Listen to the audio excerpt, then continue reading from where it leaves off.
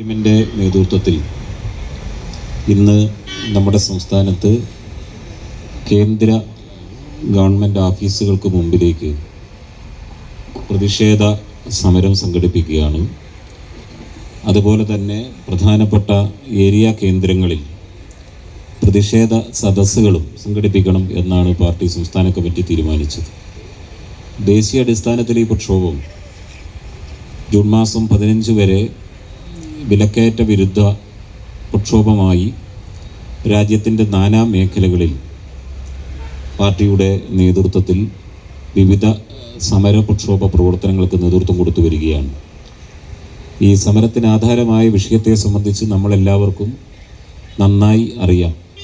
കാരണം നമ്മുടെ എല്ലാവരുടെയും ജീവിതത്തെ യഥാർത്ഥത്തിൽ കഴിഞ്ഞ ഏതാണ്ട് ഒരു മാസത്തോളവുമായി നന്നായി ബാധിച്ചു കൊണ്ടിരിക്കുന്നൊരു വിഷയമാണ്.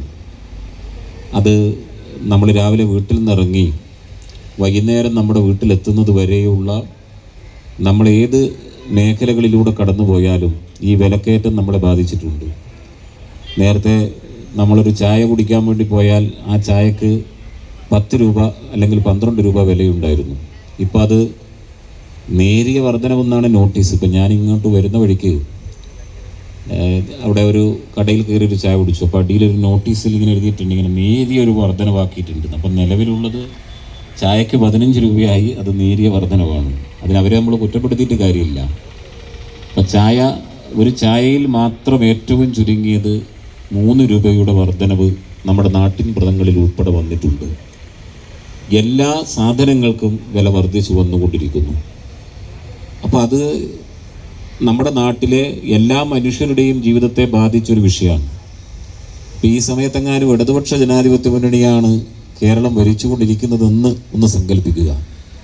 മുഖ്യമന്ത്രി പിണറായി വിജയനായിരുന്നുവെങ്കിൽ നിങ്ങൾക്കറിയാം, കാളവണ്ടിയിലൂടെയും സൈക്കിളിലൂടെയും എല്ലാം ഇവിടെ കേരള ഗവൺമെൻറ്റിനെതിരായിട്ടുള്ള സമരത്തിന് നമ്മുടെ നാട്ടിലെ കോൺഗ്രസ് നേതൃത്വം കൊടുക്കുമായിരുന്നു. എന്നാൽ ഇടതുപക്ഷം CPIM ഈ വിലവർദ്ധനവിന് പ്രധാന ഉത്തരവാദിത്തം നമ്മുടെ രാജ്യത്തെ ഗവൺമെൻറ്റിനാണ് എന്നുള്ള നിലപാടാണ് CPIMനെ സംബന്ധിച്ചുള്ളത്.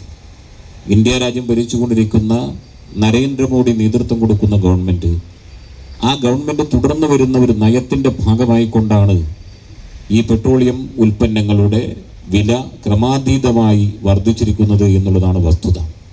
ഇപ്പം നമുക്കറിയാം, പണ്ട് കമ്മ്യൂണിസ്റ്റുകാരും ഇടതുപക്ഷക്കാരും ഒക്കെ പ്രസംഗിക്കാൻ തുടങ്ങിയാൽ ആ പ്രസംഗത്തിൽ യഥാർത്ഥത്തിൽ ആദ്യത്തെ പ്രസംഗം എന്ന് പറയുന്നത് സാർവദേശീയ കാര്യങ്ങളെ സംബന്ധിച്ചാണ്. അപ്പം നമ്മുടെ നാട്ടിൻപുറങ്ങളിൽ നമ്മുടെ സഖാക്കൾ ഉൾപ്പെടെ പറയും, ഈ സാർവദേശീയ വിഷയങ്ങളൊക്കെ സംസാരിച്ച് തിരിച്ചു വരുമ്പോഴേക്ക് വേണം എന്ത് ചെയ്യാം, രാമേന്ദ്ര ഒരു ചായ കുടിച്ചിട്ട് തിരിച്ചു വരാമെന്നാണ് പറയുക.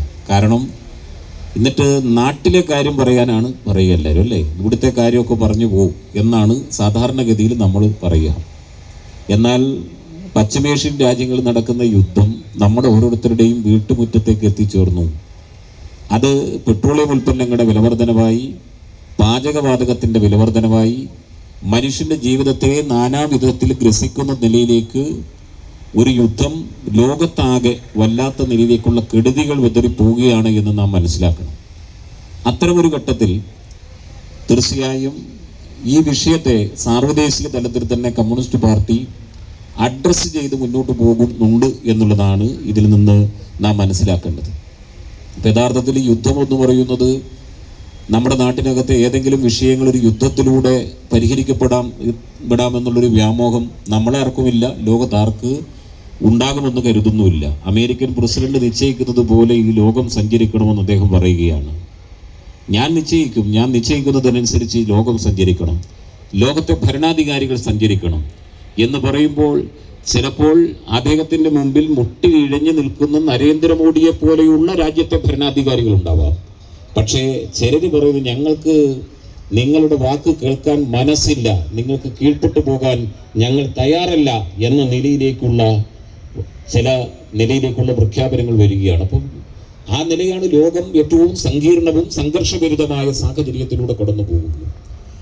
ഇപ്പോൾ ആ യുദ്ധത്തിൻ്റെ ഒരു ഭീഭത്സമായ അന്തരീക്ഷം യഥാർത്ഥത്തിൽ കുറച്ച് കുറഞ്ഞു വരുന്നുണ്ട് എന്നുള്ളതാണ് യാഥാർത്ഥ്യം. പക്ഷെ അത് നമ്മുടെ ജീവിതത്തെ എല്ലാവരുടെയും ജീവിതത്തെ ബാധിച്ചു കഴിഞ്ഞിട്ടുണ്ട് എന്നുള്ളതാണ് നാം കാണേണ്ട ഏറ്റവും പ്രധാനപ്പെട്ട വിഷയം. എന്നാൽ ആ യുദ്ധത്തിൻ്റെ ഭാഗമായിക്കൊണ്ട് ഇവിടെ ഇന്ത്യയിലെ കോർപ്പറേറ്റുകൾ അവരുടെ സമ്പത്ത് വർദ്ധിപ്പിക്കുന്നതിന് വേണ്ടിയിട്ടുള്ള പരിശ്രമങ്ങൾക്ക് നേതൃത്വം കൊടുത്തുകൊണ്ടിരിക്കുകയാണ്. അതിൻ്റെ ഭാഗമായിക്കൊണ്ടാണ് നിങ്ങൾ മനസ്സിലാക്കേണ്ടത്, ഏതാണ്ട് ഒരു 1.5-2 മാസം മുമ്പ് അന്തർദേശീയ വിപണിയിലെ ക്രൂഡ് ഓയിലിൻ്റെ വില എന്ന് പറയുന്നത് $117 മുതൽ $119 വരെയാണ്. ആ 117 മുതൽ 119 വരെ ഡോളർ ക്രൂഡ് ഓയിലിന് വിലയുള്ള സമയത്ത് നമ്മുടെ രാജ്യത്തിനകത്തെ പെട്രോളിയം ഉൽപ്പന്നങ്ങളുടെ വില എന്ന് പറയുന്നത് നാം മനസ്സിലാക്കേണ്ടത് യഥാർത്ഥത്തിൽ 104-105 എന്നാൽ അന്തർദേശീയ വിപണിയിലെ ക്രൂഡ് ഓയിൽ വില 11% താന്നു. ഇപ്പോൾ 97-നും 98-നും ഇടയിലാണ്. അങ്ങനെ അന്തർദേശീയ വിപണിയിൽ ക്രൂഡ് ഓയിലിൻ്റെ വില 11% കുറഞ്ഞപ്പോൾ നമ്മുടെ ഇവിടെ 10 രൂപയിലധികം എന്ത് ചെയ്തു? ഡീസലിൻ്റെയും പെട്രോളിൻ്റെയും വില, ഡീസലിന് ഒരു 7.80 പെട്രോളിന് ഏതാണ്ട് 10 രൂപയ്ക്കടുത്ത് വില വർദ്ധിപ്പിച്ചു. നാം ഇതുകൊണ്ട് മനസ്സിലാക്കുന്നത് യഥാർത്ഥത്തിൽ അന്തർദേശീയ വിപണിയിലുണ്ടായ യുദ്ധം മൂലമുണ്ടായിരുന്ന യുദ്ധം ഏറ്റവും രൂക്ഷമായ സാഹചര്യത്തിൽ ക്രൂഡിൻ്റെ വില ഉണ്ടായിരുന്നതിനേക്കാളും 11% കുറഞ്ഞു നിൽക്കുന്ന സന്ദർഭത്തിൽ എന്തിന് ഇന്ത്യയിലെ കുത്തകളെ സഹായിക്കാൻ ഇന്ത്യ ഗവൺമെൻറ് ഈ വിലവർദ്ധനവിന് മൗനാനുവാദം കൊടുത്തിരിക്കുന്നു എന്നുള്ളതാണ് വിഷയം. അതാണ് നരേന്ദ്രമോദി എന്ന് പറയുന്ന ഈ രാജ്യം ഭരിക്കുന്ന ഭരണാധികാരിയുടെ കോർപ്പറേറ്റ് കീഴ്പ്പെടലിൻ്റെ ഏറ്റവും പ്രധാനപ്പെട്ട അവസാനത്തെ ഉദാഹരണമാണ് എന്നുള്ളതാണ് ഇതിൽ നിന്ന് മനസ്സിലാക്കുന്നത്. ഏറ്റവും അവസാനത്തെ ഉദാഹരണം, ഒരുപാട് ഉദാഹരണങ്ങൾ നമ്മൾ കണ്ടിട്ടുണ്ട്. പക്ഷെ കോർപ്പറേറ്റ് താല്പര്യങ്ങൾ അവരുടെ ലാഭം വർദ്ധിപ്പിക്കണം. ആ ലാഭം വർദ്ധിപ്പിക്കുന്നതിന് വേണ്ടി അന്തർദേശീയ മാർക്കറ്റിനകത്ത് ക്രൂഡിൻ്റെ വില 11% കുറയുമ്പോൾ ഈ ഇന്ത്യ രാജ്യത്തിനകത്ത് പെട്രോളിയം ഉൽപ്പന്നങ്ങളുടെ വില, പാചകവാതകത്തിനൊക്കെ വില വർധന വന്നത് ഇപ്പോൾ നമ്മുടെ നാട്ടിലെ കച്ചവടം ഒക്കെ നടത്തുന്ന ആളുകൾക്കറിയാം. ചായ കച്ചവടം ഒക്കെ നടത്തുന്ന ആളുകൾക്ക് ഏതാണ്ട് എത്ര ശതമാനത്തിൻ്റെയാണ് നമുക്ക് പറയാൻ പറ്റില്ല, 1000-ഓളം രൂപയുടെ വർധന ഒറ്റയടിക്കുക.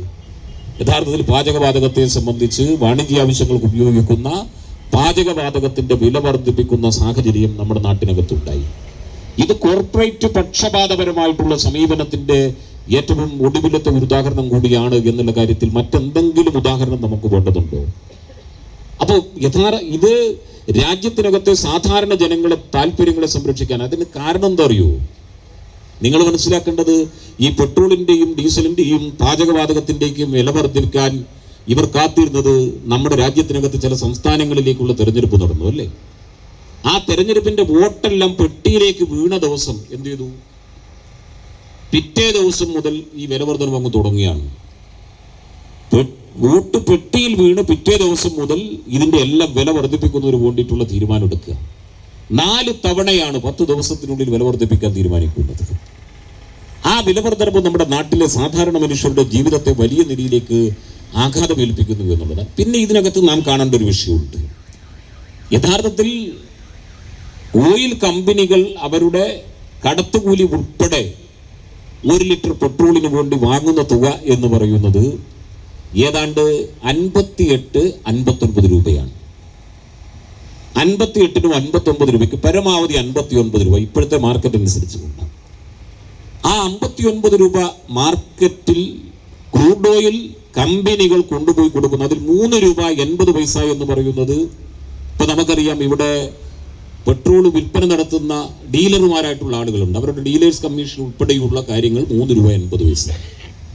അങ്ങനെ യഥാർത്ഥത്തിൽ 58-ഉം 3-ഉം കൂടി ചേർത്താൽ ഏതാണ്ട് 61-62 രൂപയാണ് യഥാർത്ഥത്തിൽ ഇതിൻ്റെ യഥാർത്ഥത്തിൽ. ബാക്കി വരുന്ന തുക എന്ന് പറയുന്നത് കേന്ദ്ര സംസ്ഥാന നികുതിയാണ്.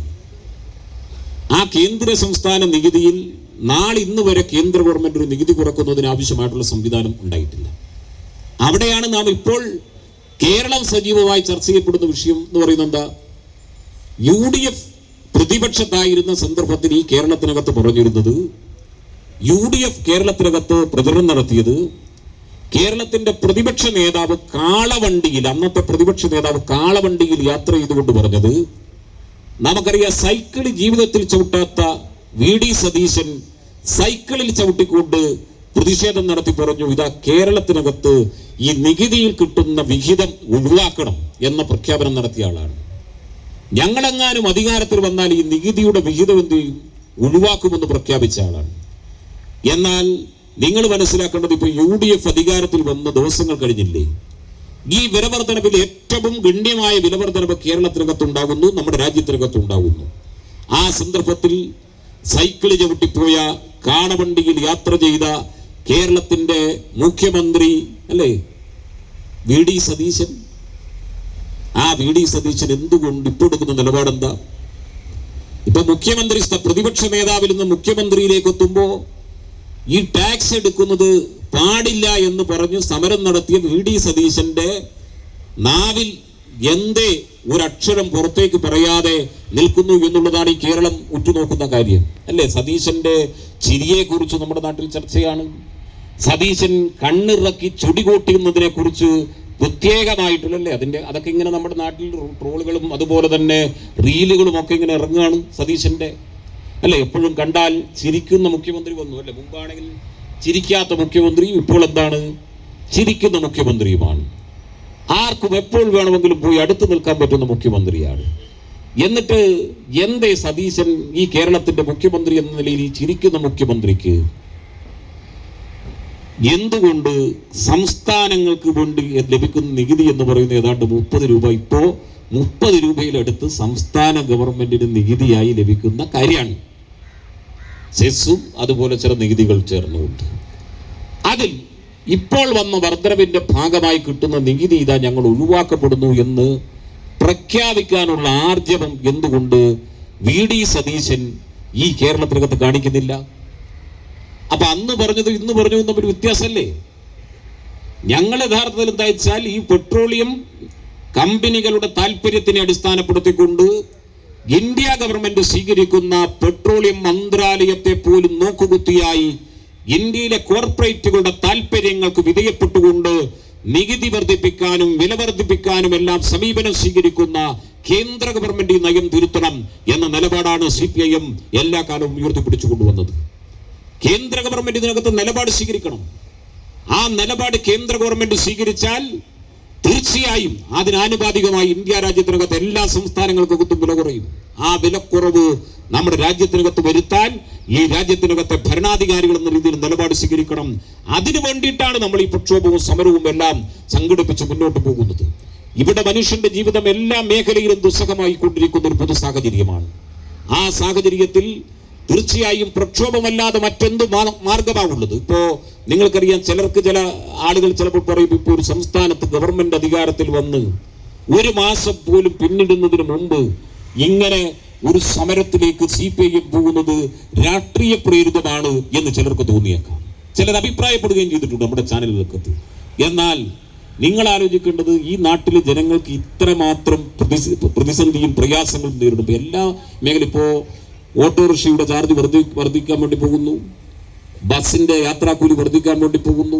ഞാൻ മുമ്പ് സൂചിപ്പിച്ചതുപോലെ ചായയുടെയും കടിയുടെയും പലഹാരങ്ങളുടെയും നമ്മൾ വാങ്ങുന്ന നിത്യോപയോഗ സാധനങ്ങളുടെയും എല്ലാ വിലയും വർദ്ധിക്കുന്നതിന് വേണ്ടിയിട്ടുള്ള സാഹചര്യം ഉണ്ടാവുന്നു.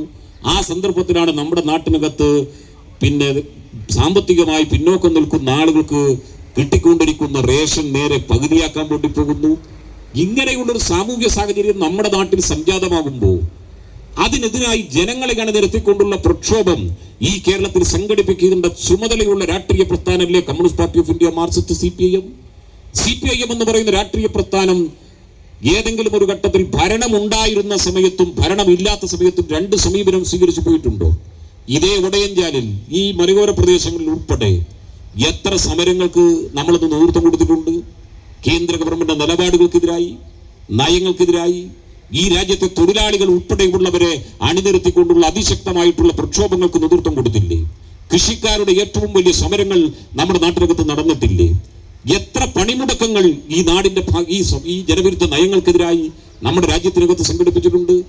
അത് കേരളത്തിൽ ഏറ്റവും ശക്തമായി ഈ കേരളത്തിൽ സംഘടിപ്പിക്കാൻ communist party of India, Marxist തയ്യാറായി മുന്നോട്ട് വന്നിട്ടുണ്ട് എന്നുള്ള കാര്യത്തിൽ ഈ നാട്ടിലെ ജനങ്ങൾക്ക് വ്യത്യസ്ത അഭിപ്രായം ഉണ്ടാകുമെന്ന് കരുതുന്നില്ല. അതുകൊണ്ട് തന്നെ ഇനി സർക്കാരിന്റെ മധുവിധുവിന്റെ കാലമാണ് എന്നാണ് പറയുന്നത്. VD സതീശൻ ഗവൺമെന്റിന്റെ മധുവിധു കാലമാണ്. ആ മധുവിധു കാലത്ത് നാട്ടിലെയും അയലോക്കംകാരെയും മുഴുവൻ ഏതെങ്കിലും മധുവിധു ആഘോഷിക്കുന്നു എന്ന് പറഞ്ഞ് ആ പുതുച്ചെറുക്കനും പുതുപ്പെണ്ണും കൂടി നാട്ടുകാരുടെ ദേഹത്ത് കുതിര കയറാൻ വന്നാൽ അപ്പോൾ മിണ്ടാതിരിക്കണം എന്ന് നമ്മൾ എവിടെയെങ്കിലും കണ്ടിട്ടുണ്ടോ? ഇല്ലല്ലോ. നിങ്ങൾ ആലോചിക്കുക, കേരളത്തിനകത്ത് ഇപ്പോൾ ഒരു തെരഞ്ഞെടുപ്പ് കഴിഞ്ഞു. ഇപ്പം ഞാനിവിടെ വരുന്ന സമയത്ത് നമ്മുടെ ചില ആൾ പറഞ്ഞു, നമ്മൾ ഇപ്പം ഇന്ന് ഈ സമരത്തിനകത്തെ ഇവിടെ മാത്രമല്ല കേട്ടോ, അതായത് തോറ്റാൽ CPIM ഭരണത്തിലുള്ള CPMനേക്കാളും 1000 മടങ്ങ് ശക്തിയുള്ള പ്രസ്ഥാനമാണെന്ന് തെളിയിച്ചുകൊണ്ടാണ് ഈ കേരളത്തിനകത്ത് ഇടതുപക്ഷ രാഷ്ട്രീയ പ്രസ്ഥാനത്തിന് നേതൃത്വം കൊടുക്കുന്ന CPM മുന്നോട്ട്. ഭരണത്തിലുള്ളതിനേക്കാൾ കൂടുതൽ കരുത്ത് CPIMനുള്ളത് ഭരണത്തിലില്ലാതിരിക്കുമ്പോഴാണ്. CPIMന്റെ എല്ലാ പ്രവർത്തകരും രംഗത്ത്. നിങ്ങൾക്കറിയാം, കഴിഞ്ഞ ദിവസം CPIMന്റെ പോളിറ്റ് ബ്യൂറോ അംഗവും പ്രതിപക്ഷ നേതാവുമായിട്ടുള്ള സഖാവ് പിണറായി വിജയന്റെ വീട്ടിൽ EDയുടെ ഒരു പരിശോധന ഉണ്ടായിരുന്നു അല്ലേ? ആ പരിശോധന നടത്തുന്നതുമായി ബന്ധപ്പെട്ടുകൊണ്ട് ഒരു വിധത്തിലും ആർക്കും അംഗീകരിക്കാൻ കഴിയാത്ത നിലയിലേക്കുള്ളൊരു പരിശോധന. ഭരണകൂടം എങ്ങനെയാണ് ഒരു വ്യക്തിയെ ഇല്ലായ്മ ചെയ്തുകൊണ്ട് ശ്രമിക്കുന്നതിന്റെ ഏറ്റവും പ്രധാനപ്പെട്ട ഉദാഹരണമായിരുന്നില്ല. അതിനെതിരായി നടന്നൊരു വലിയ പ്രക്ഷോഭമുണ്ട്. കൊടുങ്കാറ്റായി ഈ കേരളം മാറിയില്ലേ? ഈ കേരളം ഒരു കൊടുങ്കാറ്റായി മാറിയില്ലേ? അതുകൊണ്ട് CPIM ആകെ ഈ തെരഞ്ഞെടുപ്പിനകത്ത് ചിലരുടെ കരുതിപ്പോന്നെന്താ അറിയോ? ഈ കഴിഞ്ഞ നിയമസഭാ തെരഞ്ഞെടുപ്പിൽ CPIM പരാജയപ്പെട്ടു, നമ്മൾ പരാജയപ്പെട്ടു. 35 സീറ്റാണ് ഇടതുപക്ഷ ജനാധിപത്യ മുന്നണിക്കുള്ളത്. UDFന് 102 സീറ്റുണ്ട്. നമ്മൾ പരാജയപ്പെട്ടു പോയതുകൊണ്ട്, CPM പരാജയപ്പെട്ടത് പോയതുകൊണ്ട് CPM ആകെ അങ്ങോട്ട് തകർന്നുപോയി എന്ന നിലയിലേക്ക് പ്രചരിപ്പിക്കാൻ ചിലർ ശ്രമിച്ചുകൊണ്ടിരുന്നു. ആ ശ്രമിച്ചുകൊണ്ടിരുന്ന ആളുകൾക്ക് തന്നെ കുറച്ച് ദിവസം കഴിയുമ്പോൾ പറയേണ്ടി വന്നു, കേരളത്തിൽ ഇടതുപക്ഷം പരാജയപ്പെട്ടിട്ടേ ഉള്ളൂ. ഇടതുപക്ഷത്തിന്റെ ആശയങ്ങൾ ഫീനക്സ് പക്ഷിയെ പോലെ ഉയർത്തെണീറ്റ് മുന്നോട്ട് പോകുന്ന അത്ഭുതകരമായ മുന്നേറ്റത്തിന് കേരളം സാക്ഷ്യം വഹിച്ചുകൊണ്ടിരിക്കുകയാണ് എന്ന് വലതുപക്ഷ മാധ്യമങ്ങൾക്കുൾപ്പെടെ പറയുന്ന സാഹചര്യം കേരളത്തിൽ സൃഷ്ടിക്കപ്പെട്ടില്ലേ? അതാണ് CPIMന്റെ കരുത്ത്. ഈ കമ്മ്യൂണിസ്റ്റ് പാർട്ടി നാം മനസ്സിലാക്കേണ്ടത്, ഇന്ത്യ രാജ്യത്തിന്റെ ചരിത്രത്തിൽ, ഈ കേരളത്തിന്റെ ചരിത്രത്തിൽ കമ്മ്യൂണിസ്റ്റ് പാർട്ടി എന്ന് പറയുന്നത് ഭരണമുള്ളതിനേക്കാൾ കൂടുതൽ കാലം ഭരണമില്ലാത്ത കാലത്ത് രാഷ്ട്രീയ പ്രവർത്തനം സംഘടിപ്പിച്ച് മുന്നോട്ട് വന്ന രാഷ്ട്രീയ പ്രസ്ഥാനമാണ് communist party of India, marxist CPIM. അല്ല, കമ്മ്യൂണിസ്റ്റ് പാർട്ടിയുടെ രൂപീകരണം 1920-ലാണ്. 1920 കമ്മ്യൂണിസ്റ്റ് പാർട്ടി ഇന്ത്യയിൽ പ്രവർത്തനം ആരംഭിക്കുന്നു താഷ്കണ്ടിൽ. ആ കമ്മ്യൂണിസ്റ്റ് പാർട്ടി 1920 പ്രവർത്തനം ആരംഭിക്കുന്ന കാലഘട്ടം മുതൽ ഇന്ത്യയുടെ ദേശീയ സ്വാതന്ത്ര്യ സമര പോരാട്ടങ്ങളിൽ ബ്രിട്ടീഷ് സാമ്രാജ്യത്തിനെതിരായി നാം നടത്തിയിട്ടുള്ള, ഇന്ത്യയിലെ കമ്മ്യൂണിസ്റ്റുകാർ നടത്തിയിട്ടുള്ള ഐതിഹാസികമായിട്ടുള്ള ചെറുത്തുനിൽപ്പ് പോരാട്ടങ്ങളുണ്ട്. ആ പോരാട്ടങ്ങൾ സ്വതന്ത്ര ഇന്ത്യയുടെ ചരിത്രം പരിശോധിക്കുന്ന ഏതൊരാൾക്കും മനസ്സിലാക്കും. അതാണ് കഴിഞ്ഞ ദിവസം നിയമസഭയ്ക്കകത്തെത്തിയ BJPയുടെ അംഗമുണ്ട് മുരളീധരൻ, വി മുരളീധരന് മറുപടിയായ നിയമസഭയ്ക്കകത്ത് ഒരു പ്രസംഗമുണ്ട്. വളരെ കൃത്യമായി നിങ്ങൾക്കറിയാം, അന്തമാനിലെ ജയിലിൽ അന്നത്തെ ബ്രിട്ടീഷ് ഭരണാധികാരിയുടെ മുമ്പിൽ കണ്ണുനീർ കൊണ്ട് കൈകൂപ്പി കാൽക്കൽ വീണ വീരസവക്കരുടെ പാരമ്പര്യമല്ല കമ്മ്യൂണിസ്റ്റ് പാർട്ടിക്ക് ഈ രാജ്യത്തിനകത്തുള്ളത്. ആ അന്തമാൻ ജയിലിൽ ഉൾപ്പെടെ ഇന്ത്യയുടെ ദേശീയ സ്വാതന്ത്ര്യ സമര പ്രസ്ഥാനത്തിന്റെ ഭാഗമായി പ്രോജ്വലമായ സമരങ്ങൾക്ക് നേതൃത്വം കൊടുത്ത പൈതൃകമുള്ള രാഷ്ട്രീയ പ്രസ്ഥാനമാണ് കമ്മ്യൂണിസ്റ്റ് പാർട്ടി.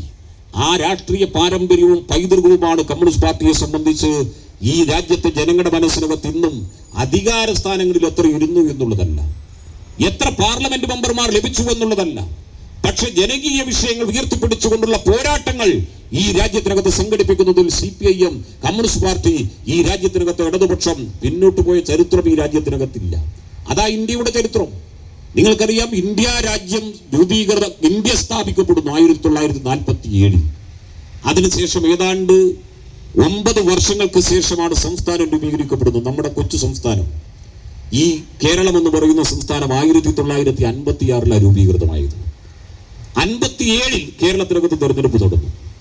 ആ തെരഞ്ഞെടുപ്പ് നടന്ന ഘട്ടത്തിൽ കേരളത്തിലെ കമ്മ്യൂണിസ്റ്റ് പാർട്ടി അധികാരം ഏറ്റെടുത്ത് ജനങ്ങൾക്ക് മുമ്പിൽ ഏറ്റവും പ്രധാനമായി ചെയ്തത്, ഇന്നിപ്പോ ഉടയഞ്ചാലിലും പനത്തടിയിലും കോടമ്പോളൂരിലും കള്ളാറിലും പാണത്തൂരും എല്ലാമുള്ള ഈ നാട്ടിലെ സാധാരണ മനുഷ്യർക്ക് കയറിക്കിടക്കാൻ 10 സെന്റ് ഭൂമിയുടെയെങ്കിലും ജന്മാവകാശം നേടിത്തരുന്നതിനാവശ്യമായ പ്രവർത്തനങ്ങൾക്ക് നേതൃത്വം കൊടുത്ത പ്രസ്ഥാനം 1957 കമ്മ്യൂണിസ്റ്റ് ഗവൺമെന്റിന്റെ തുടർച്ചയാണ് എന്ന് അഭിമാനത്തോടുകൂടി കമ്മ്യൂണിസ്റ്റുകാർക്ക് പറയാൻ വേണ്ടി കഴിയില്ല.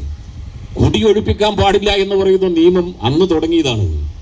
എന്നാൽ നാം മനസ്സിലാക്കേണ്ടത്, അത് 2 വർഷം കഴിയുമ്പോൾ ആ ഗവൺമെന്റിന് എന്ത് ചെയ്തു? വിമോചന സമരത്തിലൂടെ താഴെ ഇറങ്ങേണ്ട സാഹചര്യം വന്നു.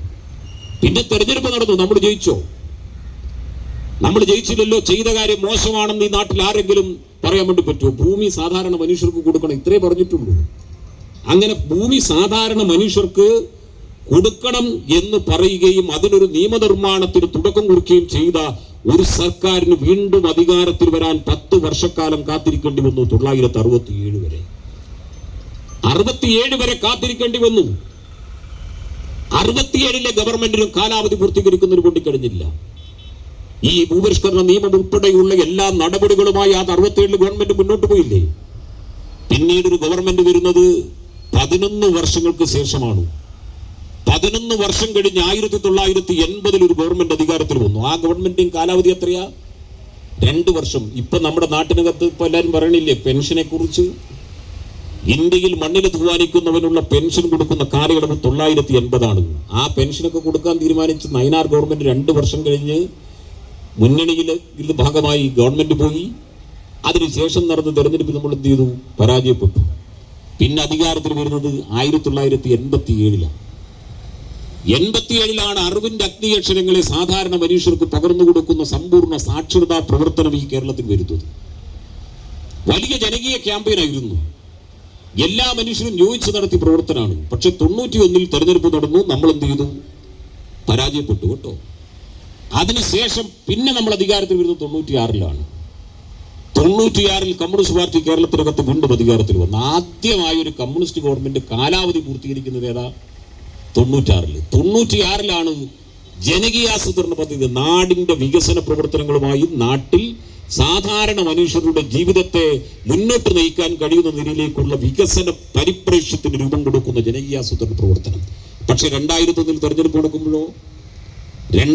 തെരഞ്ഞെടുപ്പ് നടക്കുമ്പോൾ ഇപ്പോഴത്തതുപോലെ ഏതാണ്ട് ഇതിനടുത്ത് നിൽക്കുന്ന തോൽവി നമുക്ക് എന്ത് ചെയ്യേണ്ടി വന്നു? ഏറ്റുവാങ്ങേണ്ടി വന്നു അല്ലേ? 100-ൽ അടുത്ത സീറ്റ് ആർക്ക് കിട്ടി?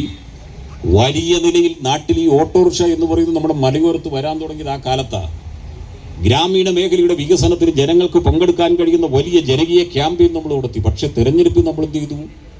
തോറ്റുപോയി എന്നുള്ളതാണ് യാഥാർത്ഥ്യം. പിന്നെ നമ്മൾ അധികാരത്തിൽ വരുന്നത് എപ്പോഴാണ്?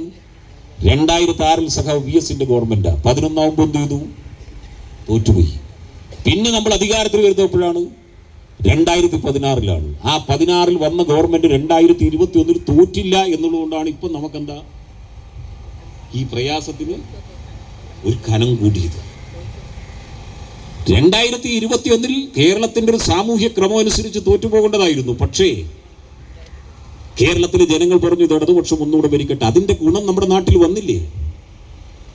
രാഷ്ട്രീയമായി ഇടതുപക്ഷത്തോട് അഭിപ്രായ വ്യത്യാസമുള്ളവരും രാഷ്ട്രീയമായി ഇടതുപക്ഷത്തല്ലാത്തവരും കഴിഞ്ഞ 10 വർഷക്കാലത്ത് ഇടതുപക്ഷ ജനാധിപത്യ മുന്നണി ഗവൺമെന്റിന്റെ ഭരണ നേട്ടത്തെക്കുറിച്ച് ഏതെങ്കിലും അഭിപ്രായമുണ്ട്? ഇപ്പൊ ചിലരൊക്കെ എന്താ വെച്ചാൽ ചിരിക്കാത്തതിനെ കുറിച്ച് പറയുന്നുണ്ട് അല്ലേ? പത്രസമ്മേളനം നടത്തിയതിനെ കുറിച്ച് പറയുന്നുണ്ടാവും. പിന്നെ ഇങ്ങനെ എന്താ മൈക്കിനെ കുറ്റം പറഞ്ഞതിനെ കുറിച്ച് പറയുന്നുണ്ടാവും. നമ്മൾ ചർച്ച ചെയ്യുന്നതാണ് നമ്മുടെ നാട്ടിൽ അല്ലേ? തോൽവിയുടെ കാരണമെന്ന് പറഞ്ഞാൽ ഇന്നതിൻ്റെ യഥാർത്ഥ വസ്തുതയിലേക്ക് നമ്മൾ പോയില്ലെങ്കിൽ ചില പ്രയാസങ്ങൾ ഉണ്ടാവും. ഈ കേരളത്തിൽ 2010 മുതൽ ഈ കഴിഞ്ഞ തെരഞ്ഞെടുപ്പിന്റെ സമയത്ത് ഈ നാട്ടിലൊക്കെ നമ്മൾ തെരഞ്ഞെടുപ്പിന്റെ വോട്ട് പിടിക്കാൻ വേണ്ടി പോയി. നമ്മൾ ഉണ്ടല്ലോ ഇവിടെ നാട്ടിൽ. ഇപ്പൊ ഇതൊരു പൊതുസമ്മേളനമാണ്. ഏതെങ്കിലും സ്ഥലത്ത് ഇടതുപക്ഷ ജനാധിപത്യം കൊണ്ട് ഗവൺമെന്റ് മോശമാണെന്ന് നമ്മളോട് പറഞ്ഞിരുന്നോ? മോശമാണ് ഒരാളും പറഞ്ഞിട്ടില്ല. പക്ഷെ ആകെ പറഞ്ഞെന്താ ചിലര്? 10 വർഷമായില്ലേ? ആ ഒരു വാചകത്തിനകത്ത് എന്തുണ്ടായിരുന്നു? പണി നമ്മൾ വെച്ചിട്ടുണ്ട്. മനസ്സിലായില്ലേ? 10 വർഷമായില്ലേ എന്നൊരു ചോദ്യം വരുന്നത്. ഈ കേരളത്തിന്റെ ഒരു സാമൂഹ്യ സാഹചര്യം നമ്മൾ കണ്ടെച്ചാൽ കേരളത്തിനകത്ത് മറ്റിന്ത്യൻ സംസ്ഥാനങ്ങളിൽ നിന്ന് വ്യത്യസ്തമായിക്കൊണ്ട് ഒരു മധ്യവർഗം ഈ കേരളത്തിനകത്ത് എന്ത് ചെയ്തിട്ടുണ്ട്? വളർന്നു വന്നിട്ടുണ്ട്. അത് നമ്മുടെയും കൂടി പ്രവർത്തനത്തിന്റെ ഭാഗമാണ്. കൃഷിഭൂമി കൃഷിക്കാരന് കൊടുത്തില്ലായിരുന്നുവെങ്കിൽ ഇവിടെ സ്വന്തമായി വീടുണ്ടായിരുന്നു. ഇപ്പോൾ 1 തട്ട് വീട് 2 തട്ട് വീടായി, വാഹനങ്ങളായി, നാട്ടിലാകെ റോഡായി, പാലായി, കാര്യങ്ങളായി, പെൻഷനായി, എല്ലാ കാര്യങ്ങളുമായി. അപ്പോൾ ഒരു വിഭാഗം ഈ കേരളത്തിനകത്ത് രൂപപ്പെട്ടു വന്നു. പുതിയ തലമുറ ഈ കേരളത്തിനകത്ത് കടന്നു വരുന്നു. അവരുടെ മനസ്സിനകത്ത് എന്താണ്? ഇനി ഇതൊന്ന് മാറി പകരം ഒന്ന് വന്നാൽ എന്താ? ഈ KSRTC ബസ്സിൽ സ്ത്രീകൾക്ക് എന്താണ് 15-ാം തീയതി, ഈ മാസം 15-ാം തീയതി പോലും സൗജന്യമാണ്. ഇപ്പോൾ എൻ്റെ മോൾ ട്യൂഷന് പോകുന്നുണ്ട്, സ്കൂളിൽ പഠിക്കുന്നു. അപ്പോൾ എല്ലാ ദിവസവും ഇങ്ങനെ പോകുന്ന സമയത്ത് ഞാനൊരു 40 രൂപ കൊടുക്കും. 40 രൂപ ഇപ്പം എൻ്റെ മോള് 15-ന് രാവിലെ ഞാൻ ഇനി പൈസ വേണ്ട പറഞ്ഞു. അപ്പം ഞാൻ പറഞ്ഞു ഇന്ന് ഏതായാലും വെച്ചോ, ചിലപ്പോൾ ചോദിച്ചു കളയുമായിരുന്നു. പക്ഷേ ബസ്സിൽ കയറിയിട്ട് എൻ്റെ മോള് ചോദിച്ചു ഇന്ന് പൈസ തരണ്ടല്ലോ എന്ന് ചോദിച്ചു. പറഞ്ഞു ആയിട്ടില്ല പറഞ്ഞു. അപ്പം പറഞ്ഞു ഇനി 15 പോയിട്ട് എന്താണ്, മെയ് 15 കഴിഞ്ഞാൽ പിന്നെ ജൂൺ 15 പറഞ്ഞു. ഇപ്പം ജൂൺ 15 എന്ന് പറഞ്ഞാൽ ഇനി എത്ര ദിവസമുണ്ട്? ഇനി ഒരു 10 ദിവസം കൂടി ഉണ്ടല്ലേ? ജൂൺ 15 എന്ന് പറഞ്ഞാൽ ഇനി ഒരു 10 ദിവസമുണ്ട്. 10 ദിവസം കഴിയുമ്പോൾ ഒന്ന് വണ്ടിയിൽ കയറി നോക്കൂ കേട്ടോ, നമ്മുടെ സ്ത്രീകളൊക്കെ ഒന്ന് കയറി നോക്ക്. അത് കഴിഞ്ഞ് പറഞ്ഞു അതാ ഞങ്ങൾ അന്ന് പറഞ്ഞെങ്കിൽ ചില കാര്യങ്ങളൊരു ക്രമീകരണം ആലോചിക്കാണ്ട്, അതുകൊണ്ട് ഇനി എത്ര വേണം, ഒരു 3 മാസം കൂടി വേണം. നമ്മളന്ന് പറഞ്ഞു ഇതെല്ലാം സാമൂഹിക യാഥാർത്ഥ്യങ്ങളുമായി പൊരുത്തപ്പെടുക. കാരണം ചിലപ്പോൾ ഒരു സൗജന്യം കൊടുക്കും കേട്ടോ, അത് ചില ബസ്സുകൾ പ്രത്യേകമായി ഉണ്ടാക്കി അതിനകത്ത് ആ ബസ്സിൽ ഇന്ന രീതിയിൽ പോകുന്ന ബസ്സിൽ കയറാം. അപ്പോൾ എല്ലാവരും അതിലൊന്ന് ആദ്യം എല്ലാവരും ഒന്ന് ധൈര്യമായിട്ട് കയറിക്കല കേട്ടാ. നമ്മളെന്താ ഇത് ജനങ്ങൾക്കിടയിൽ എന്ത് ചെയ്തു, ഇന്ദിരാ ഗ്യാരണ്ടി. പക്ഷെ നാട്ടിൽ ഈ 10 വർഷം മുമ്പ് വാഗ്ദാനം ചെയ്തത് 15 കൊല്ലം മുമ്പാണ്. 2011 പറഞ്ഞതൊന്നും ചെയ്യാത്തത് ഇപ്പം ആൾ ഓർക്കുമോ? അപ്പം ഇവർ പറഞ്ഞെല്ലാം എന്താണ് നടക്കും എന്നുള്ളതാണ് ആൾ ധരിച്ചു വെച്ചിരിക്കുന്നത്. നമുക്ക് കാണാമല്ലോ. ഇപ്പോൾ നമുക്കിനി കാത്തിരുന്ന് കാണാം. അതിനെക്കുറിച്ച് ചെയ്യണമെന്നുള്ള അഭിപ്രായമാണ്. ചെയ്താൽ നല്ലതാണ്. നമ്മുടെ നാട്ടിലെ സ്ത്രീകൾക്ക് സൗജന്യ യാത്ര കൊടുത്താൽ എൻ്റെയും നിങ്ങളുടെയും വീട്ടിലുള്ള സ്ത്രീകൾക്ക് സൗജന്യമായ ഒരു യാത്രാ സൗകര്യം ഏർപ്പെടുത്തുമെന്നുള്ള പ്രതീക്ഷയിൽ തന്നെയാണ് നമ്മൾ. അതിനകത്ത് നമുക്ക് വേറെ അഭിപ്രായ വ്യത്യാസമില്ല. വരട്ടെ. ഈ കേരളത്തിനകത്ത് ഇനി വരാൻ പോകുന്ന 25 ലക്ഷം ആളുകൾക്ക് 25 ലക്ഷം രൂപ വരെ ചികിത്സ എന്ത് ചെയ്യാൻ വേണ്ടി പോവാണ്, സൗജന്യമായി കൊടുക്കാൻ വേണ്ടി പോവാണെന്നാണ് പറഞ്ഞിരിക്കുന്നത്. പിന്നെ വേറെ എന്താ പറഞ്ഞത്, 5 ലക്ഷം രൂപ വരെ പലിശയില്ലാതെ എന്ത് ചെയ്യും. ഇതൊക്കെ എന്താ പറയുക, ഇടയ്ക്കിടയ്ക്ക് നമ്മളിങ്ങനെ ഓർമ്മിപ്പിക്കുന്നത് ഇനി കിട്ടാൻ പോകുന്ന കാര്യങ്ങളെ കുറിച്ചാണ്. 5 ലക്ഷം രൂപ വരെ പലിശയില്ലാത്ത വായ്പ ഈ കേരളത്തിനകത്ത് എന്ത് ചെയ്യാണ്, എല്ലാവർക്കും കൊണ്ട് മക്കളെയൊക്കെ റെഡിയാക്കി തയ്യാറാക്കി നിർത്തിക്കോ.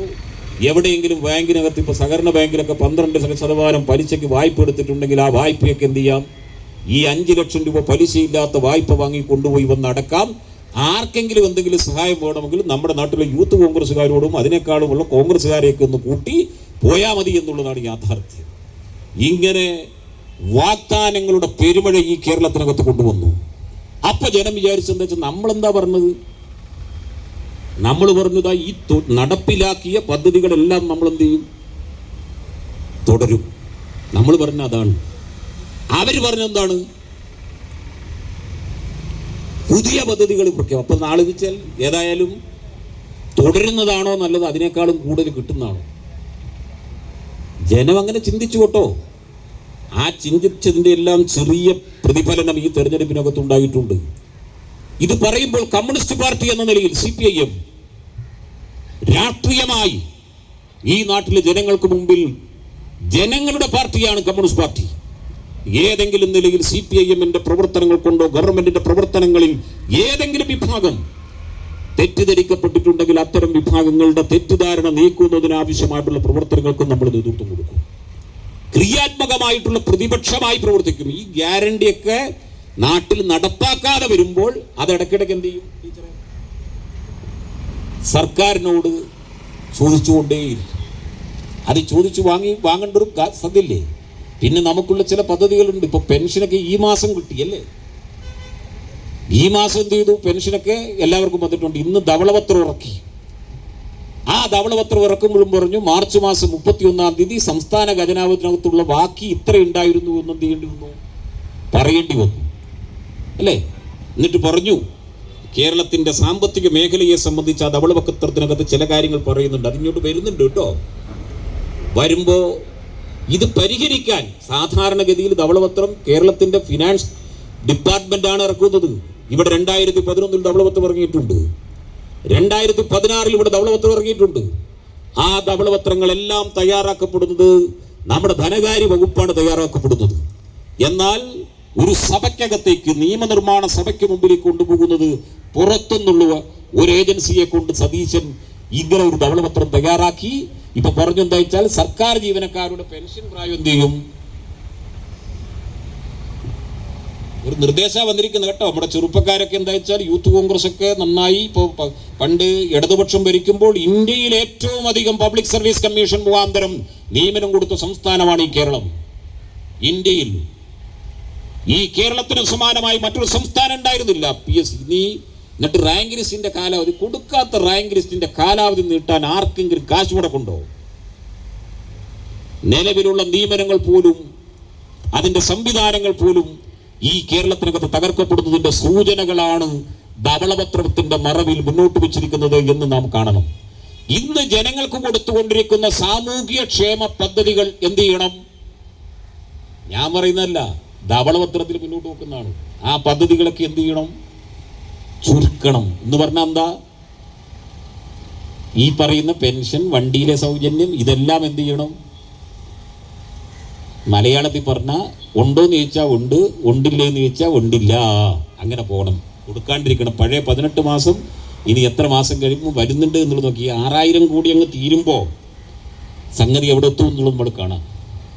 പക്ഷെ അല്ലാതെ അവർ കൊണ്ടുവരട്ടെ. കാരണം ഇപ്പൊ നരേന്ദ്രമോദിയുടെ വീട്ടിൽ പോയി കാൽക്കൽ വീണ് അല്ലേ ദാമോദരദാസ് നരേന്ദ്രമോദിയും ഇവിടെ ആരാ VD സതീശൻ എന്ന് പറഞ്ഞാൽ എന്ത് സതീശനാ?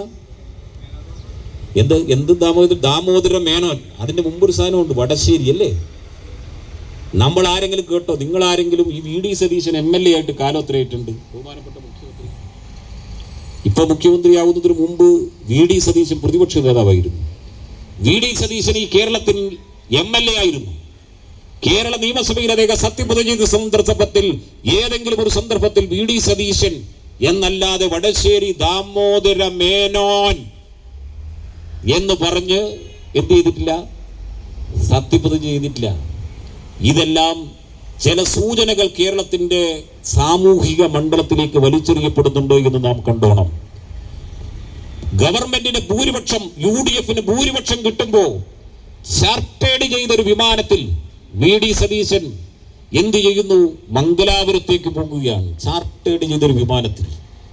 ഈ കേരളത്തിലെ മലയാള പത്രങ്ങൾക്ക് ഏതെങ്കിലും നിലയിലേക്കുള്ള ആക്ഷേപങ്ങൾ ഉന്നയിച്ചോ? അതിനെതിരായിട്ട് ഉന്നയിച്ചില്ലല്ലോ. ആ ചാർട്ടേഡ് ഫ്ലൈറ്റിൽ മംഗലാപുരത്ത് പോകുന്നു. BJP നേതാവുമായി ചേർന്ന് അദാനി ഗ്രൂപ്പുമായി ചർച്ചയ്ക്ക് നേതൃത്വം കൊടുക്കുന്നു. മുഖ്യമന്ത്രിയായില്ല കേട്ടോ. അപ്പൊ കസേരയ്ക്ക് വേണ്ടി എന്താണ്? കസേര കളിങ്ങനെ നടക്കുകയാണ്. 3 പേര് കസേരയ്ക്ക് ചുറ്റും ഇങ്ങനെ ഓടുവാണ്. KC വേണുഗോപാലും VD സതീശനും രമേശ് ചെന്നിത്തല ഇങ്ങനെ ഓടുവാണ്. ആ സമയത്താണ് രാത്രി രായമാനം പോകുന്നത്. അപ്പൊ കേരളത്തിലും ഇന്ത്യയിലും നാം മനസ്സിലാക്കേണ്ടത്, ഇതിൽ നിന്ന് നാം മനസ്സിലാക്കേണ്ടത് എന്താ? ഇവിടുന്ന് ചാർട്ടേഡ് ചെയ്ത ഫ്ലൈറ്റിനകത്ത് ആരാണ് ആ ചാർട്ടേഡ് ചെയ്ത ഫ്ലൈറ്റ് VD സതീശൻ അയച്ചു കൊടുത്തത്? ആ VD സതീശൻ അയച്ചു കൊടുത്ത ചാർട്ടേഡ് ഫ്ലൈറ്റിൽ മംഗലാപുരം പോയി BJP നേതാവിന്റെ കൂടി സാന്നിധ്യത്തിൽ ആരുമായി ചർച്ച ചെയ്യുന്നു? അദാനിയുമായി ചർച്ച ചെയ്യപ്പെടുകയാണ്. അദാനി ഗ്രൂപ്പുമായി ചർച്ച ചെയ്യപ്പെടുക. അതിന്റെ 4-ാം ദിവസം AICC ആരെ മുഖ്യമന്ത്രിയായി പ്രഖ്യാപിക്കുന്നു? ഇവിടെ MLA-മാരുടെ ഭൂരിപക്ഷം ആർക്കായിരുന്നു? എന്നിട്ട് പറയുന്നു ജനങ്ങളുടെ താല്പര്യമാണ് എന്ന് പറയും. ജനങ്ങളുടെ താല്പര്യം എന്നൊക്കെ പുറത്ത് കാണിക്കുന്ന ഉമ്മാക്കിയാണ് കേട്ടോ. പക്ഷേ നാം മനസ്സിലാക്കേണ്ടത് വടശ്ശേരി ദാമോദര മേനോൻ മകൻ സതീശനെ കേരളത്തിന്റെ മുഖ്യമന്ത്രിയാക്കാൻ കോൺഗ്രസിൽ സമ്മർദ്ദം ചെലുത്തിയത് ഇന്ത്യയിൽ നരേന്ദ്രമോദിയുടെ കൂടെ നിന്ന് ഈ നാടിനെ മുന്നോട്ട് കൊണ്ടുപോകുമ്പോൾ അതിന്റെ എല്ലാ നല്ലതും ചോർത്തിയെടുക്കുന്ന അദാനി ഗ്രൂപ്പാണ് ആരെ ഈ കേരളത്തിന്റെ മുഖ്യമന്ത്രിയാക്കാൻ തീരുമാനിപ്പിക്കുന്നത്. ഇതാണ് ഇതിന്റെ പിന്നിലുള്ള ചരിത്രം. കേരളത്തിന്റെ ചരിത്രത്തിൽ ഇന്ന് വരെ ഇല്ലാത്ത നിലയിലേക്ക് കേരളത്തിന്റെ നിയമസഭയെ വർഗീയവൽക്കരിക്കുന്നതിനാവശ്യമായിട്ടുള്ള സമീപനങ്ങൾക്ക് നേതൃത്വം കൊടുത്തില്ലേ? വന്ദേ ഭാരതം അതിന്റെ 4 ലൈനാണ് യഥാർത്ഥത്തിൽ പാടേണ്ടത്. എന്നാൽ എന്താണ് ആ വന്ദേ ഭാരതം അല്ലേ? ആ വന്ദേ ഭാരത് ട്രെയിൻ നമ്മുടെ കേരളയിൽ പോയതുകൊണ്ടാണ്. വന്ദേ മാതരം പൂർണ്ണമായി ആലോചിച്ച് RSSന്റെ വിധേയത്വം നല്ല സമ്പൂർണമായി എന്ത് ചെയ്യാണ്?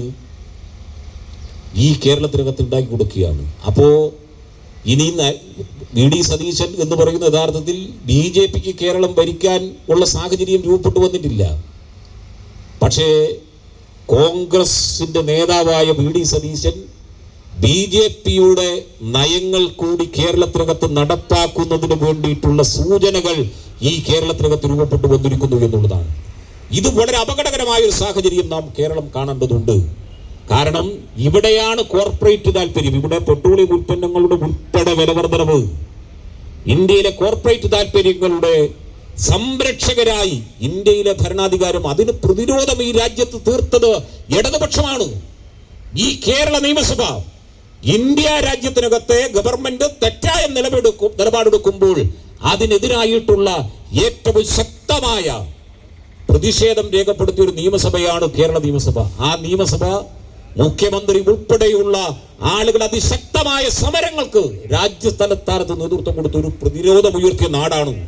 ആ നാട് RSSന്റെ കോർപ്പറേറ്റ് വൽക്കരണ താല്പര്യത്തിന്റെ മുമ്പിൽ കീഴ്പ്പെട്ടു പോകുന്ന സാഹചര്യം കൂടി രൂപപ്പെട്ടു വന്നാൽ നാം മനസ്സിലാക്കേണ്ടത് ഇനി ഇതിനേക്കാൾ എത്ര വലിയ നിലയിലേക്കുള്ള വിലക്കയറ്റത്തെ നാം അഭിമുഖീകരിക്കേണ്ടി വരും. ഇനി വരാൻ പോകുന്നുണ്ട് കേട്ടോ. ഇപ്പൊ നിങ്ങൾ മനസ്സിലാക്കേണ്ടത് എന്താ വെച്ചാൽ, കഴിഞ്ഞ തെരഞ്ഞെടുപ്പ് നിങ്ങളൊന്ന് ആലോചിക്കേണ്ടത് 10 വർഷം പ്രതിപക്ഷത്തിരുന്ന ഒരു പാർട്ടിയാണ് കോൺഗ്രസ്.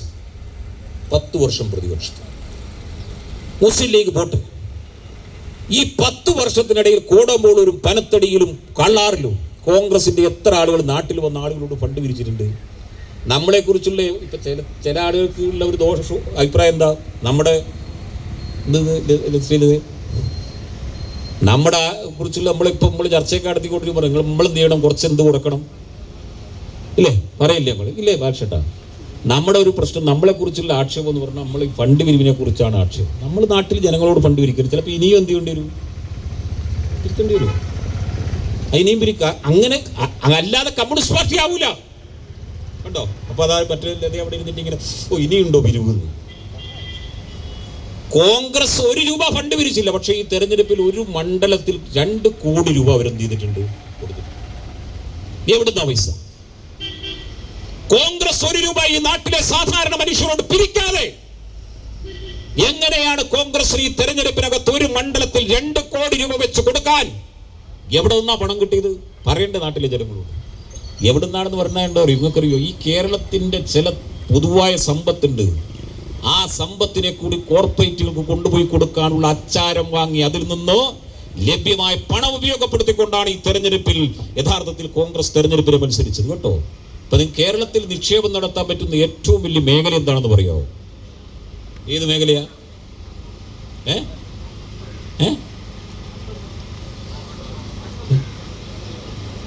ഏറ്റവും വലിയ നിക്ഷേപത്തിന്റെ ഇപ്പോൾ നമ്മളൊക്കെ എല്ലാവരും അങ്ങോട്ടും ഇങ്ങോട്ടും തിരിഞ്ഞു നോക്കുമ്പോൾ മനുഷ്യനിപ്പോൾ കേരളം എന്ന് പറഞ്ഞാൽ യഥാർത്ഥത്തിൽ ഒരു ആരോഗ്യ മേഖലയിലാണ് കേരളത്തിൽ ഏറ്റവും കൂടുതൽ ഇന്ന് നിക്ഷേപം നടന്നുകൊണ്ടിരിക്കുന്നത്. നിങ്ങളിങ്ങനെ ഓരോ ജില്ല ഇങ്ങനെ നോക്കിയാൽ മതി. ചില പേരുകളൊക്കെ ഇപ്പം എല്ലാ ജില്ലാ ഹെഡ്ക്വാർട്ടേഴ്സിലും എന്തുണ്ട്. ഇപ്പം നമുക്ക് ഇവിടുന്ന് ഒരു അസുഖം വന്നാലും നമ്മൾക്ക് ഒരു തൃപ്തി വരണമെങ്കിൽ എവിടെ പോകണം? ആശുപത്രിയുടെ പേര് ഞാൻ പറയണില്ല കേട്ടോ, അല്ലേ? പോകുന്ന പാടെ എന്ത് ചെയ്യും? കയറുമ്പോൾ നമ്മളെ കൈക്ക് പിടിക്കാൻ ആളുണ്ട്. അവിടെ എത്തിയാൽ ഉള്ളിൽ നിന്ന് അങ്ങോട്ടും ഇങ്ങോട്ടൊക്കെ ഉണ്ട് പോകും സ്ഥലമുണ്ട്. ഞാൻ എൻ്റെ വൈഫിന് ഒരു ചെക്കപ്പിന് വേണ്ടിയിട്ട് പോയി